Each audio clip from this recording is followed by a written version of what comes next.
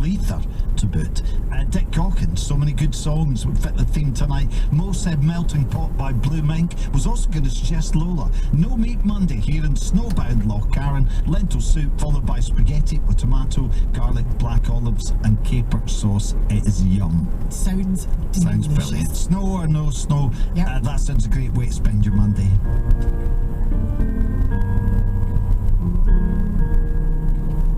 Oh, fuck's sake.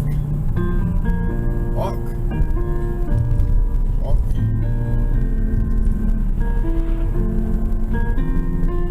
Or if here's a great show on Africa, let's go watch it. Those things would be able to calm him down, but if you knew nothing about him, you weren't going to successfully engage with him. Care workers weren't the only ones who read Graham's story.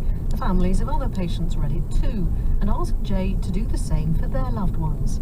This small initiative grew into a company, Memorywell, that's created more than 1,000 patient biographies across the US in hospitals, nursing homes and assisted living communities.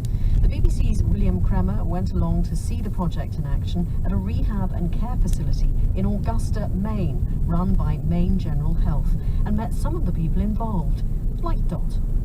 I studied engineering. Oh. And got a degree in mechanical engineering, but when I went to get a job in those years, that they weren't hiring women. Right. And so I took a job as a writer. I went to it's squelching her feet in the sand, and it's very squeaky clean, so it's the sound of that.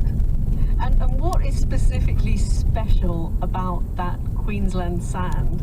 I've lived in a few different places around the world, and I was always surprised that the sand is never as nice as it is in Queensland.